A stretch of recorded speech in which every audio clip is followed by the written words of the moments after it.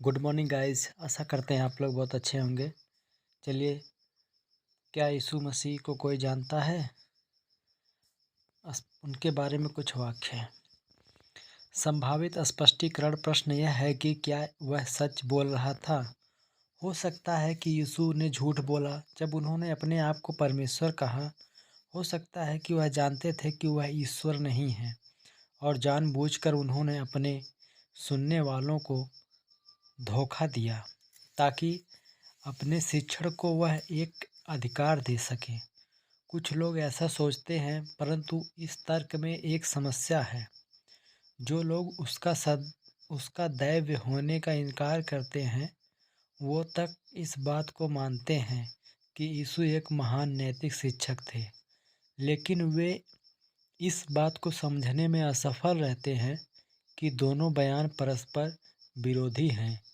यीशु मसीह महान नैतिक शिक्षक कैसे होते, अगर उनकी शिक्षाओं के सबसे महत्वपूर्ण विषय उनकी पहचान के बारे में वह जानबूझकर झूठ बोलते? जब हम यीशु मसीह के दावों को देखते हैं तो केवल 4 संभावनाएं दिखाई देती हैं।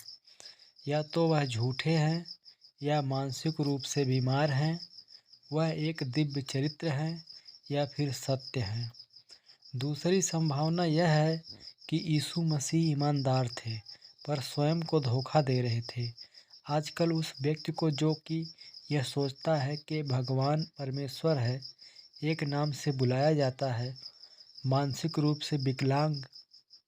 पर जब हम यीशु मसीह के जीवन की ओर देखते हैं तो हमें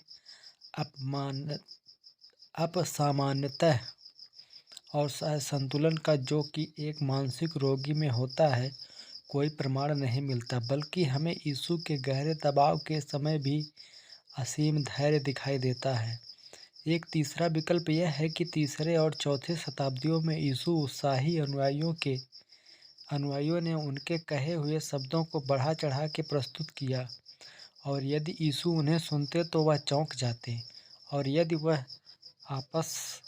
वापस आते तो वह तुरंत उन्हें अस्वीकार कर देते। यह सही इसलिए नहीं है क्योंकि आधुनिक पुरातत्व इस बात की पुष्टि करते हैं कि मसीह की 4 जीवनियाँ उन लोगों के जीवन काल में लिखी गई थी जिन्होंने यीशु को देखा और सुना और उसके पीछे चले। इन सुसमाचार के खातों में उन विशिष्ट तथ्यों और विशेषताओं का वर्णन है जिनकी पुष्टि उन लोगों ने की है जो यीशु के प्रत्यक्ष साक्षी थे। विलियम एम अल्ब्राइट ने, जो कि अमेरिका के जॉन्स हॉपकिंस विश्वविद्यालय के साथ एक विश्व प्रसिद्ध पुरातत्वविद हैं, ने कहा कि ऐसा सोचने का कोई कारण नहीं है कि किसी भी सुसमाचार को 70 एडी ईस्वी पश्चात बाद लिखा गया था। सत्ती, मरकुस, लूका और यूहन्ना द्वारा सुसमाचार शुरुआत में ही लिखे जाने के कारण उसका संचलन और प्रभाव अधिक था। यीशु मसीह न तो झूठे थे और न ही मानसिक रूप से विकलांग ही। उनको ऐतिहासिक सच्चाई से परे निर्मित किया गया था। केवल एक अन्य विकल्प यह हो सकता है कि यीशु मसीह पूर्ण रूप से सच्चे थे जब उन्होंने यह कहा कि वह परमेश्वर है। यीशु मसीह परमेश्वर है, इसका सबूत क्या है? कोई भी कुछ भी दावे कर सकता है। ऐसे कई लोग जिन्होंने परमेश्वर होने के दावे किए। मैं परमेश्वर होने का दावा कर सकता हूँ, आप भी परमेश्वर होने का दावा कर सकते हैं। पर यदि हम ऐसा करते हैं तो इस प्रश्न का उत्तर हम सभी को देना पड़ेगा। हम अपने दावे को साबित करने के लिए क्या ठोस सबूत या प्रमाण पत्र ला सकते हैं? मेरे बारे में पूछे तो मेरे दावे का खंडन करने में आपको 5 मिनट भी नहीं लगेंगे। आपके दावे का खंडन करने में भी शायद इससे ज़्यादा समय न लगे।